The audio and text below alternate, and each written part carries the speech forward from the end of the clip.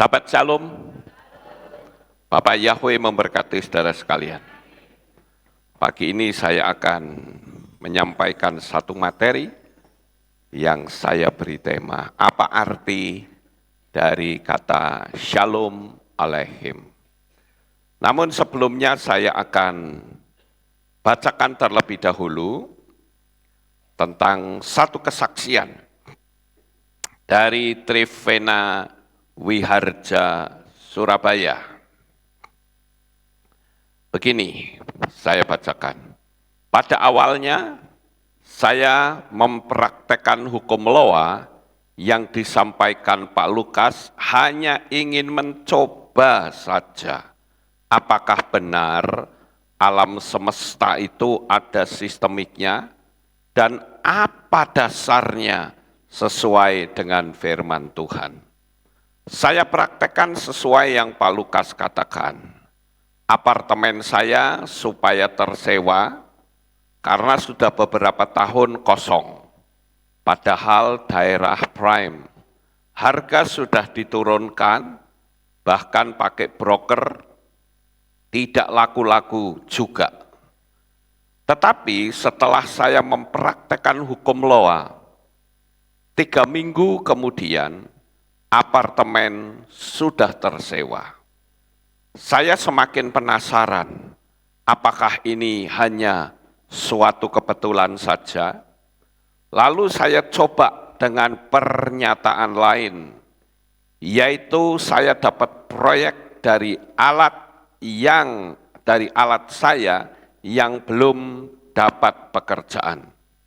Suami mengatakan jangan doa itu, karena nggak mungkin dapat, karena proyek ini susah, karena banyak persaingan. Tetapi saya tertantang mencoba tentang hal tersebut, sekaligus membuktikan bahwa hukum Loa ini adalah benar-benar sistemiknya Bapa Yahweh. 1 bulan kemudian, saya dapat proyek tersebut. Saya yakin ini bukanlah kebetulan, tetapi benar-benar nyata kuasa Bapa Yahweh, asal kita masuk dalam sistemiknya yang telah Dia ciptakan. Dengan iman benar, semua dapat terwujud.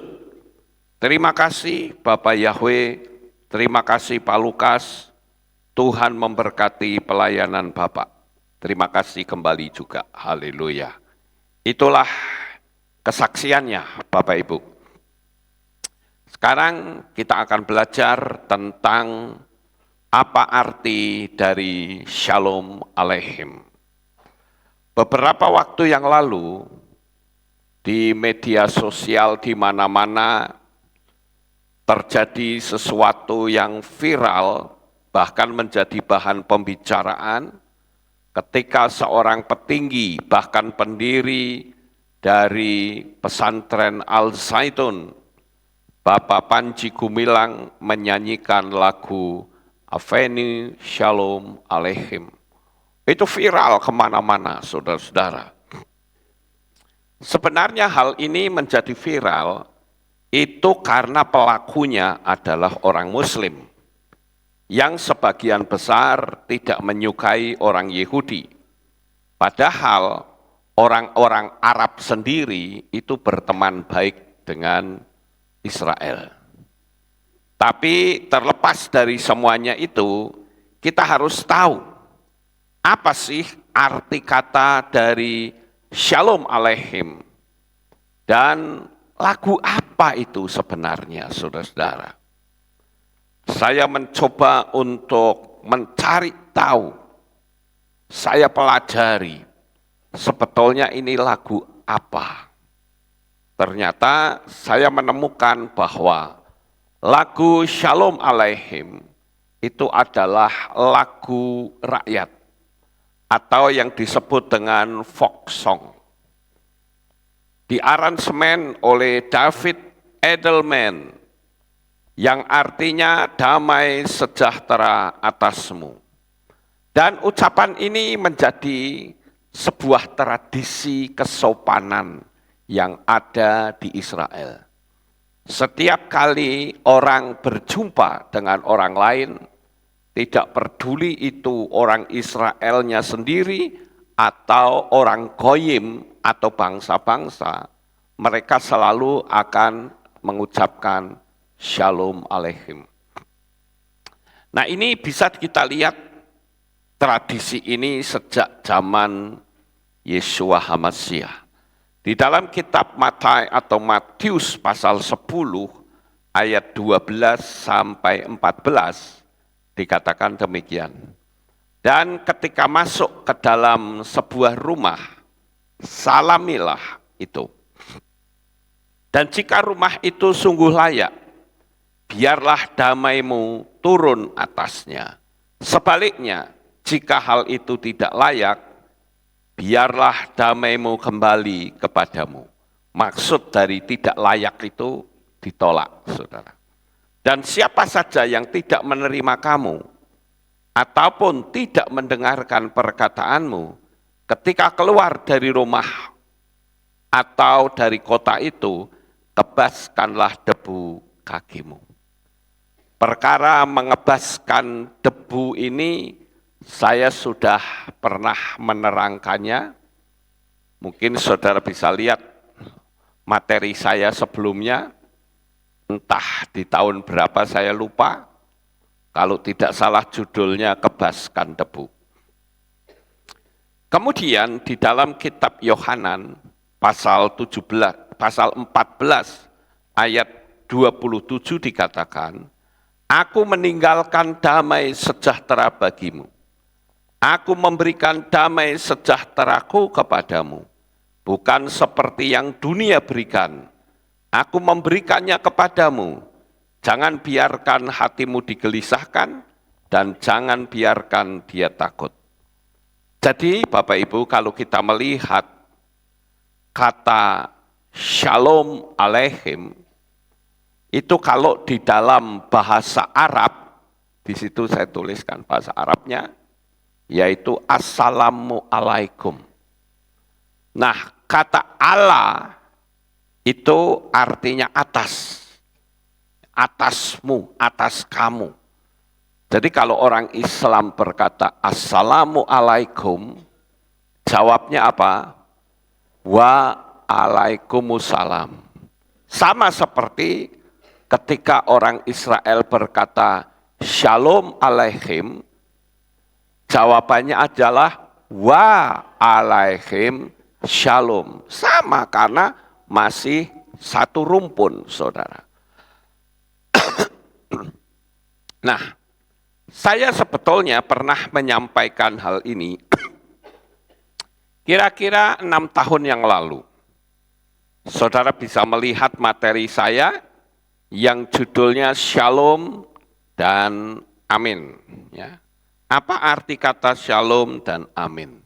Di situ saya terangkan tentang 2 arti itu. Jadi ini saya ulang sedikit, mengingat banyak orang yang bertanya-tanya, khususnya dalam kalangan Kristen, sangat jarang sekali orang menyampaikan Shalom Aleichem. Ya, paling cuma Shalom gitu aja. Tapi kadang kalau ditanya Shalom itu apa, ya cuman salam saja, ngertinya begitu, saudara. Tapi kita bisa memahami lebih jauh. Nah, kata Shalom sendiri, atau di situ ditulis dengan Shin, Lamed, Waw, dan Mem. Ya, itu memiliki arti yang dalam sekali kalau kita mau melihat arti atau filosofi dari setiap huruf.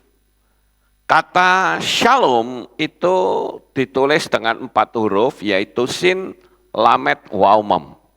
Shin itu artinya gigi, memakan, menghancurkan, dan melindungi. Sementara Lamed itu bisa berarti kambing, simbolnya tongkat gembala, dan bisa berarti memimpin. Kemudian Waw, Waw itu paku atau pengait. Ya, itu memberikan keamanan atau secure. Kemudian itu air, itu memberikan kesejukan, tetapi juga bisa berarti kekacauan atau chaos.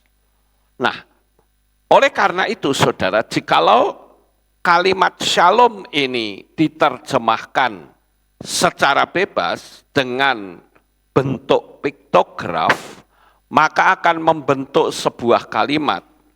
Seorang gembala yang melindungi, memberikan keamanan, dan memberikan air kehidupan. Itu sebabnya Yesua mengajarkan, kalau kamu masuk ke rumah orang, berilah salam.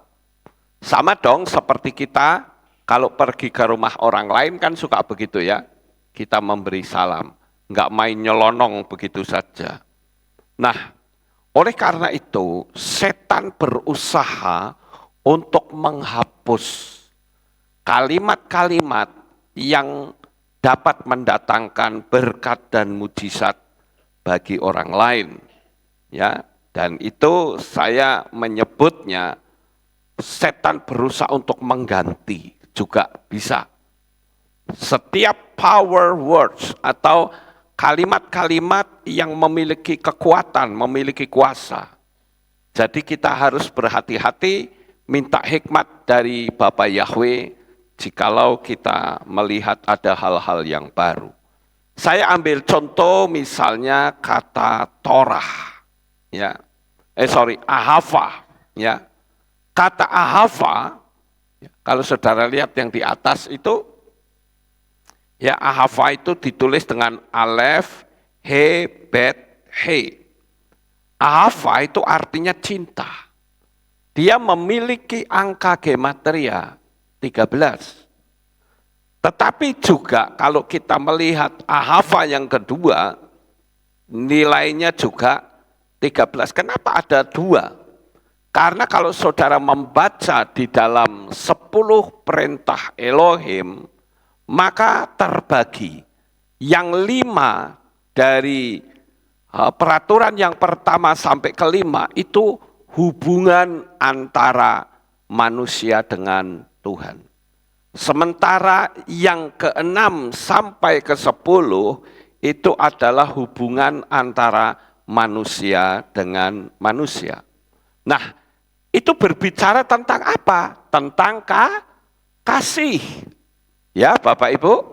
Karena Yesua mengajarkan bahwa semua Torah itu intinya cuma satu, yaitu kasih.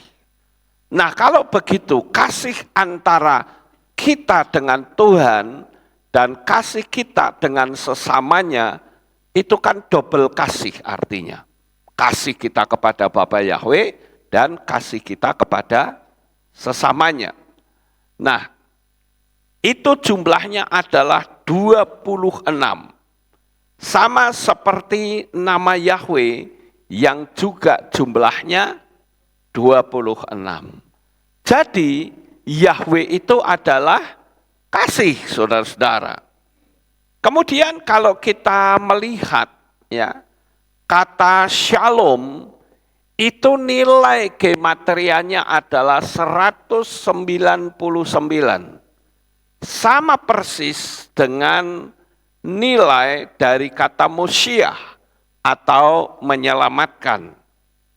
Jadi kalau kita mendapatkan ucapan salam dari orang lain, shalom aleihim misalnya, ya kita akan jawab wa alaihim shalom.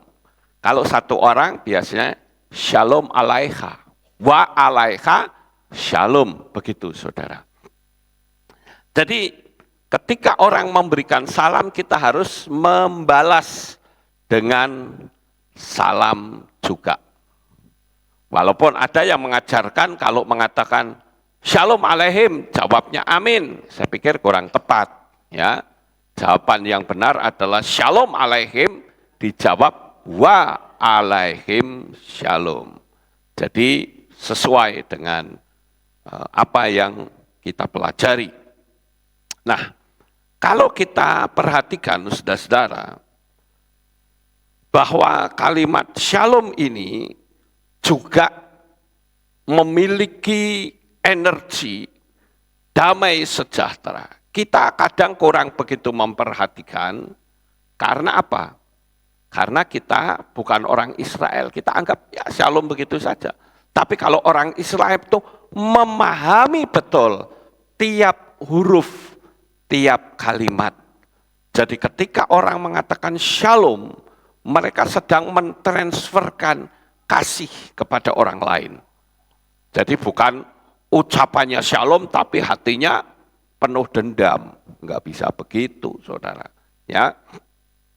Nah, dari apa yang saya sampaikan ini, sekaligus saya akan memberikan dan menjelaskan tentang sebuah artikel di salah satu grup yang saya ada di dalamnya. Nah, saya mencoba untuk menyampaikan ini agar tidak berkembang, karena kalau tidak di-counter, maka akan diakses orang dan diterima, padahal tidak tepat. Saya tahu bahwa orang yang memposting itu punya niat yang baik, yaitu untuk membagikan berkat yang dia dapatkan dari menyaksikan penerangan dari Christian Prince. Ya, saudara pernah dengar nama Christian Prince? Christian Prince ini adalah seorang Kristen yang pandai di dalam membahas masalah Quran. Nah, saya akan bacakan postingan dari Bapak tersebut. Maaf, saya tidak sebutkan namanya. Bapak itu memberikan tulisan di grup tersebut, bunyinya begini.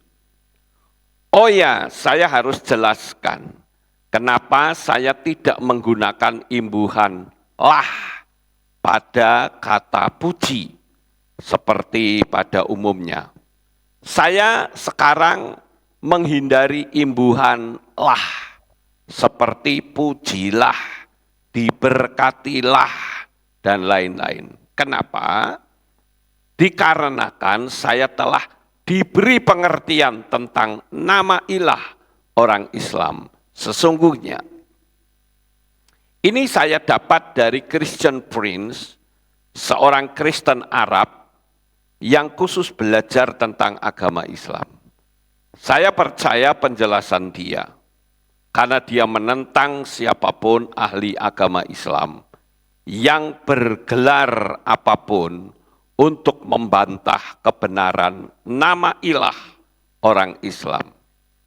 Sesungguhnya sampai saat ini tidak ada yang bisa membantah kebenaran yang dia sampaikan.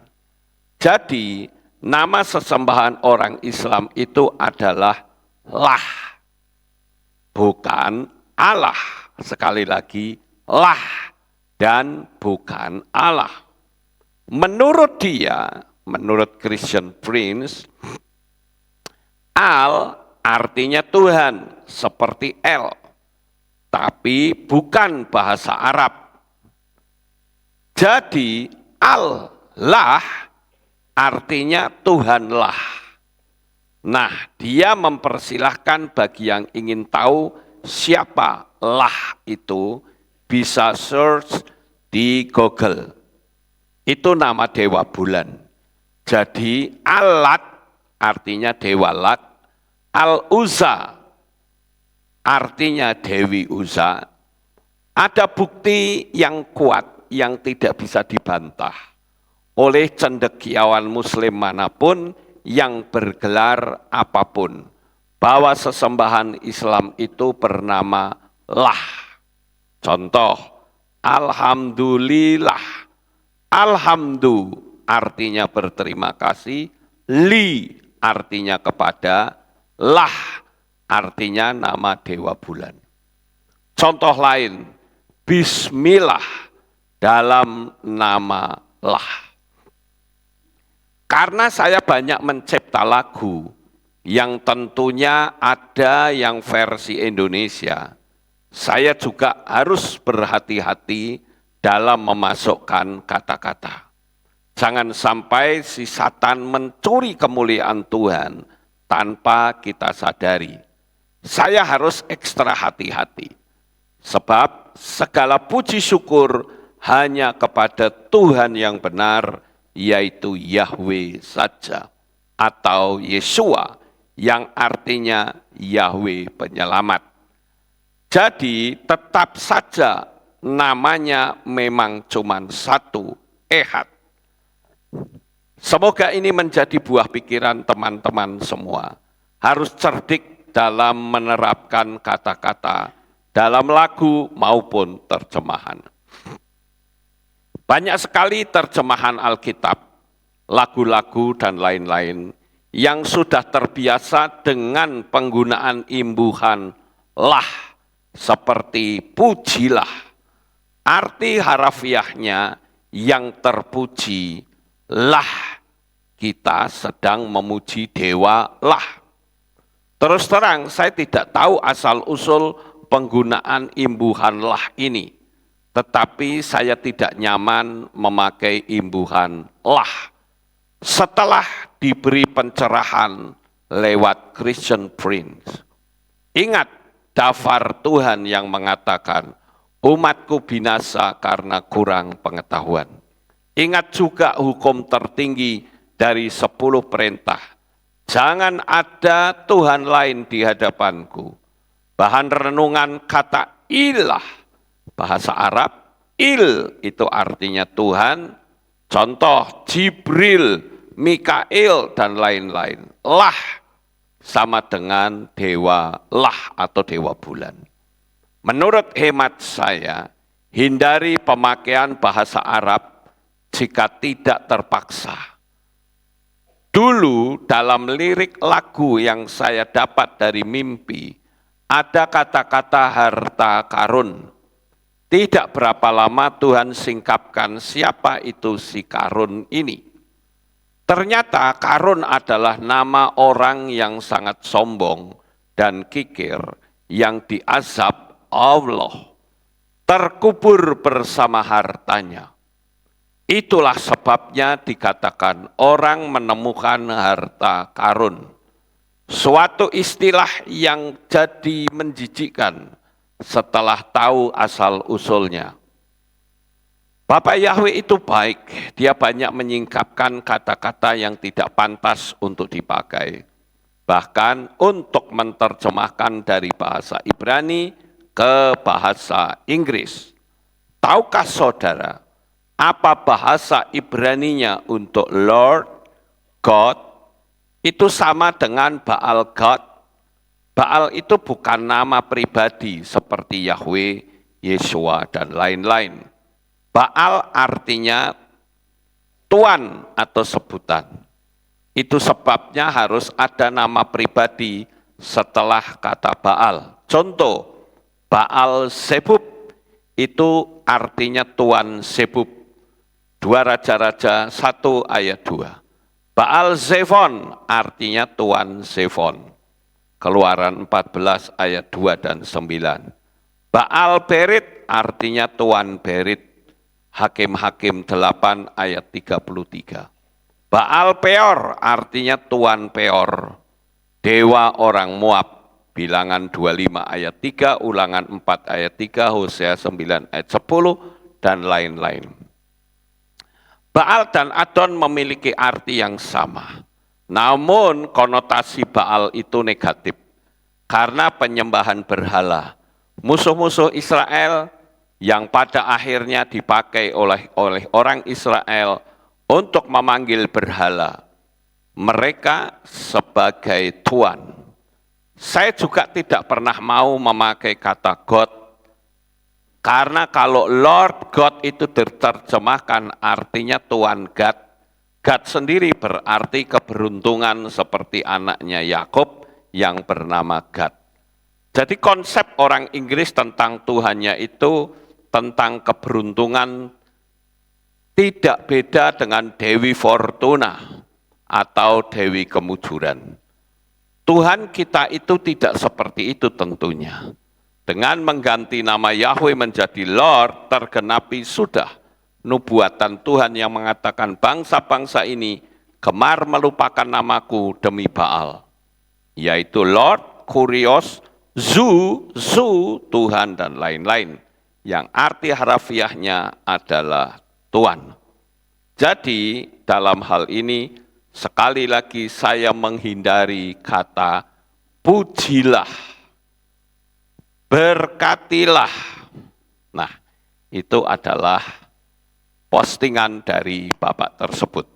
Nah, kali ini saya akan coba untuk memberikan sanggahan. Sanggahan ini tentu saja saya tujukan bukan untuk sang Bapak yang memberikan postingan, tetapi kepada narasumbernya yang bernama Christian Prince di kalimat ini. Ini adalah sanggahan saya. Jadi, nama sesembahan orang Islam itu adalah lah, bukan Allah. Menurut dia, Al artinya Tuhan seperti El, tapi bukan bahasa Arab. Lah di sini saya jadi bingung, saudara. Kalau bukan bahasa Arab, terus bahasa apa? Iya toh? Bahasa apa? Itu Christian Prince tidak menjelaskan. Lanjut. Jadi Allah artinya Tuhanlah. Nah, dia mempersilahkan bagi yang ingin tahu siapa lah itu bisa search di Google. Itu nama dewa bulan. Jadi Al-Lat itu dewa Lat, Al-Uzza itu Dewi Uzza. Nah, di sini saya katakan sebenarnya Christian Prince ini menerangkan kalau Tuhannya Islam adalah lah. Jadi nama sesembahan orang Islam itu adalah lah, bukan Allah. Menurut dia, Al artinya Tuhan seperti El, tapi bukan bahasa Arab. Nah, di sini jika kita mengaku pada kalimat lah, ini saya yang memberikan sedikit sanggahan. Jika kita mengacu pada kalimat lah, maka bisa diibaratkan seperti kalimat Yah, yang merupakan kependekan dari Yahweh. Tetapi tidak bisa serta-merta diterapkan ke dalam bahasa Indonesia. Seperti pujilah, diberkatilah. Karena kata pujilah dan diberkatilah itu berarti bukan memuji Tuhannya orang Islam. Bukan. Sekarang, apa arti dari kata lah? Fungsi partikel, nah ini saya kutip dari ensiklopedia. Ya, fungsi partikel lah adalah menegaskan predikat. Baik dalam kalimat berita, kalimat perintah maupun dalam permintaan atau harapan.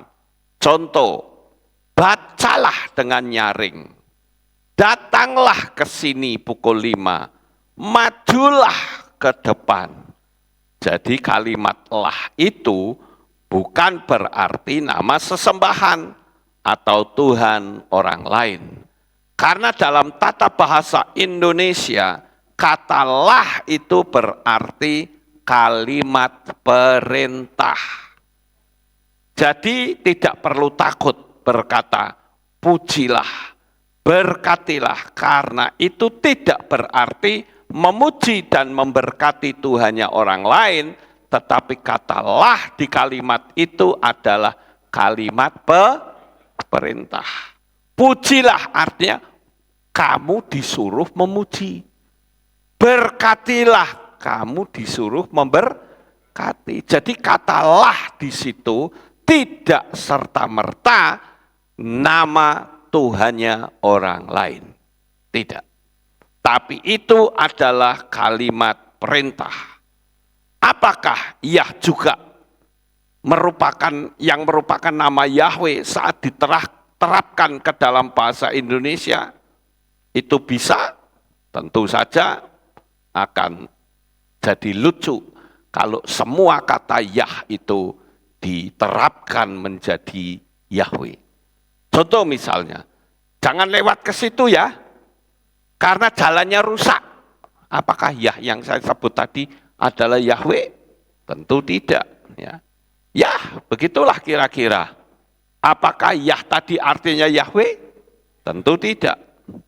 Apalagi kalau itu menjadi sebuah kalimat yang utuh.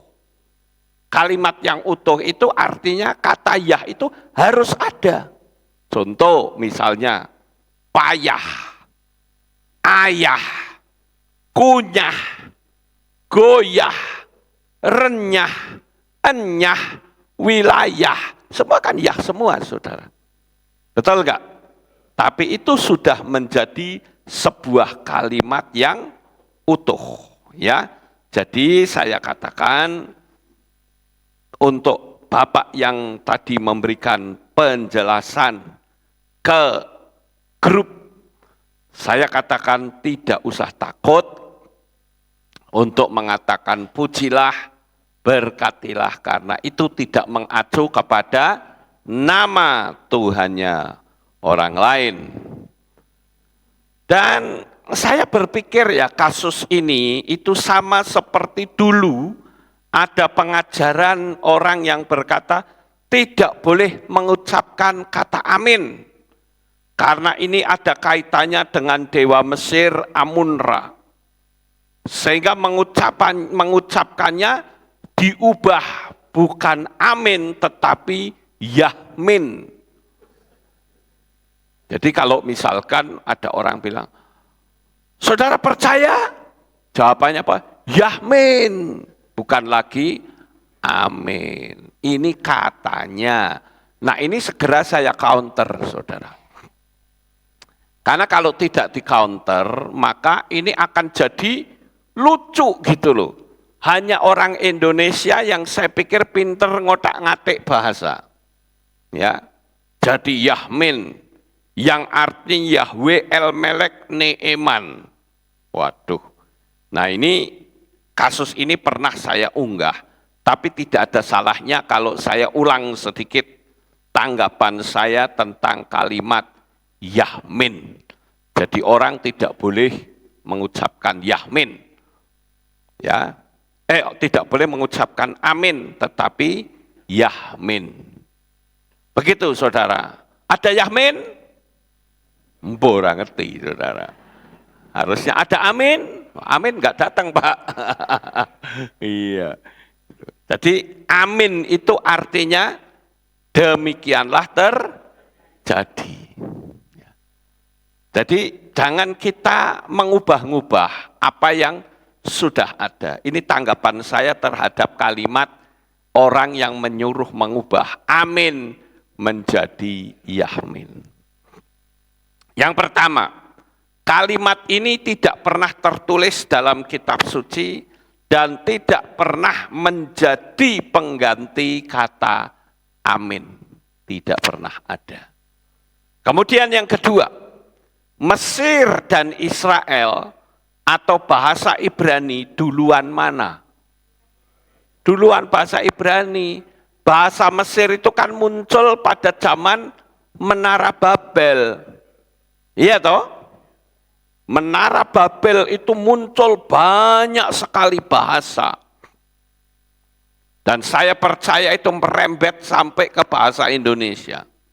Kalau enggak ada kesombongannya Nimrod, bahasa kita bahasa Ibrani loh saudara. Ya. Tapi gara-gara si Nimrod yang sombong, yang mau mendirikan menara sampai ke langit, sehingga mengakibatkan Tuhan marah dan bahasanya dikacaukan. Nah disitulah muncul bahasa Mesir. Ya, makanya saya katakan Mesir dan Israel itu duluan mana? Ya duluan Israel. Tidak mungkin dong seorang anak protes kepada mamahnya saat sedang makan bersama dengan berkata, "Mah, kenapa sih mama dulu waktu kawin kok saya tidak diajak?" Lucu enggak saudara? Kan lucu toh. Ya. Terus anaknya bilang, mamahnya bilang, "Lah kamu kan belum ada." Itu tetangga sebelah, papahnya kawin, Saya anaknya diajak katanya. Lah papahnya nyeletuk. Ya nanti kalau papa kawin lagi kamu tak ajak nak. Tapi sayang sekali mama tidak memberi izin katanya. Ini kan lucu ya saudara ya. Masa anak kok mau minta supaya menjadi saksi akan perkawinan bapaknya, ya lucu saudara. Kecuali kalau kawin lagi seperti tadi, ya. Dan saya katakan, masa sih orang Israel nyontoh orang Mesir? Kata amin itu berasal dari dewa Amun-Ra, sedangkan sebelum Mesir ada, mereka sudah mengucapkan kata amin. Jadi lucu gitu loh. Digotak-gatik semau-maunya, makanya saya katakan hati-hati saudara. Kita di dalam menjalankan iman kita harus hati-hati. Saya di sini bertanggung jawab penuh kepada jemaat. Saya tidak ingin jemaat itu binasa. Ya. Yang ketiga, mengubah amin jadi yahmin jelas keliru, karena sejak kitab suci ditulis, ya, itu kata amin sudah ada, bahkan kata yahmin itu yang tidak ada, saudara-saudara. Jadi di sini saya perlu memberikan penjelasan, baik kalimat dari Shalom Aleichem, sekaligus saya memberikan penegasan kepada Bapak tadi yang mengatakan, pujilah, berkatilah. Sang Bapak ini menghindari. Saya katakan jangan takut Pak. Ya, kalau Bapak dengerin apa yang saya khotbahkan pagi ini, tidak usah takut. Bapak boleh saja memakai pujilah dan berkatilah. Karena itu bahasa Indonesia, artinya kalimat perintah. Begitu. Jadi ini yang saya bisa sampaikan agar kita bisa semakin lebih dalam lagi. Begitu juga tentang yang saya katakan harta karun, ya. Memang bisa saja harta karun itu diartikan sebuah kalimat hartanya Pak Karun, bisa saja. Tetapi di Indonesia istilah harta karun itu artinya harta yang terpendam, harta yang begitu besar yang terpendam, yang ditemukan orang, sehingga orang menyebutnya harta karun. Begitu. Ya, jadi kita harus semakin paham sehingga kehidupan kita menjadi berkenan di hadapan Tuhan. Sukses besar untuk saudara. Bapak Yahweh memberkati. Haleluya. Kita tunduk kepala dan kita akan berdoa. Kami mengucapkan terima kasih dan syukur kepadamu ya Bapa. Pada pagi hari ini kami bersama-sama telah mendengarkan firman-Mu. Kami tahu bahwa ucapan shalom itu adalah sesuatu di mana orang mentransferkan energi baik kepada kami yang harus kami jawab dengan baik pula. Terima kasih Bapa, meteraikan firman Tuhan ini di dalam hati umat-umat-Mu. Terpujilah Engkau di dalam nama Adonai Yeshua HaMashiach. Kami sudah berdoa. Amin. Haleluya. Kita akan dengar pengumuman. Shalom. Berjumpa kembali dalam Aleph Tau Update News. Berikut kami sampaikan pengumuman minggu ini.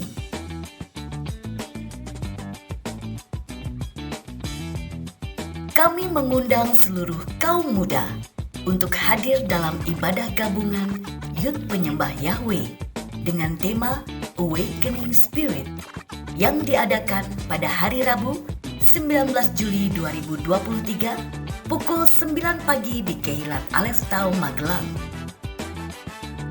Hadirilah perayaan Tisha B'Av yang diadakan pada hari Rabu 26 Juli 2023 pukul 6 sore dengan tema Kuasa Doa dan Puasa.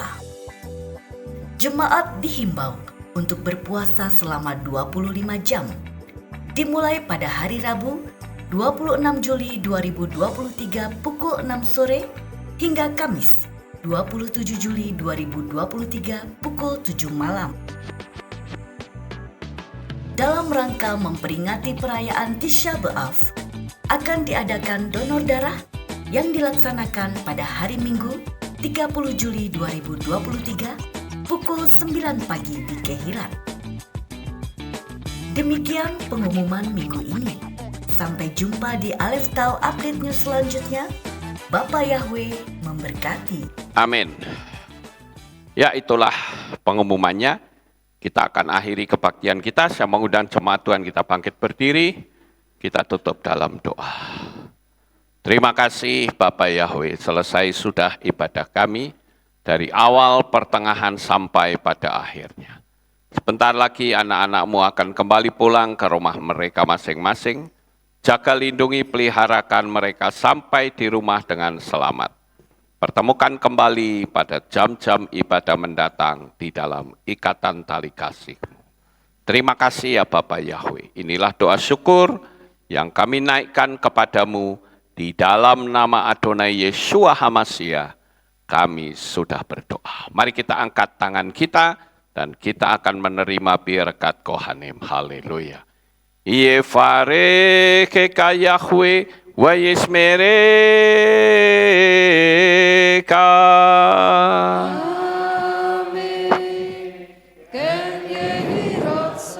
Yair Yahweh panau eleka vichuneka.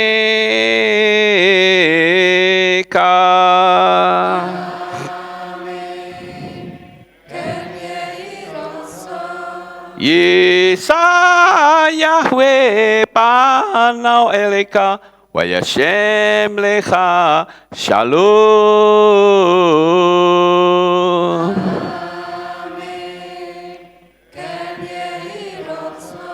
Baruk ata Pa'er ufaruk ata besareh. Engkau akan diberkati di kota dan kau akan diberkati di ladang. Baruk peripit neka ufri atmat ka ufri fahem teka syekar ala peka wa esterot soneka. Diberkatilah buah kandunganmu, diberkati hasil bumimu, diberkati hasil ternakmu, anak-anak lembumu dan anak-anak dombamu. Baruk tanah kaum isyarteka, diberkatilah pakulmu dan tempat adonanmu. Baruk ata momoe kau faruk ata betseteka, dan kau akan diberkati pada waktu engkau masuk, dan engkau akan diberkati pada waktu engkau keluar. Baruk ata Yahweh Elohenu melek haolam, Beshem Yeshua HaMashiach Waruah HaKodes Kile Olam Faed. Kami sudah berdoa dan mengucap syukur. Haleluya.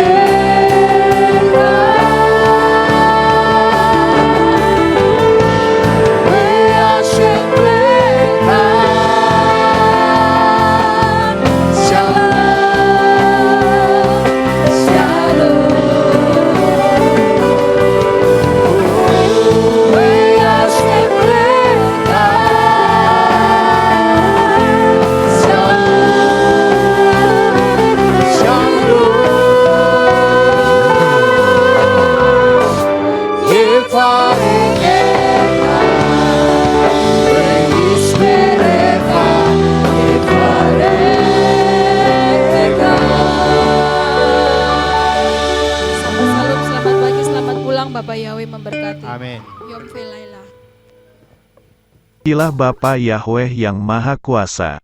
Terima kasih atas kehadiran Bapak Ibu Saudara sekalian dalam ibadah bersama kami di Kehilat Alef Tau Magelang. Doa saya Bapa Yahweh memberkati dengan kesehatan yang sempurna, damai sejahtera dan berkat materi yang semakin melimpah. Kami menunggu kembali kehadiran Bapak Ibu Saudara sekalian pada jam yang tersedia. Hari Sabat jam 5 pagi, hari Minggu jam 6 pagi, hari Rabu jam 6 sore. Siap sedialah sebagai mempelai Hamasiah untuk menyambut kehadiran mempelai pria kita yaitu Adonai Yeshua Hamasiah di awan-awan yang permai. Amen lehitraot. Shalom, sampai jumpa kembali.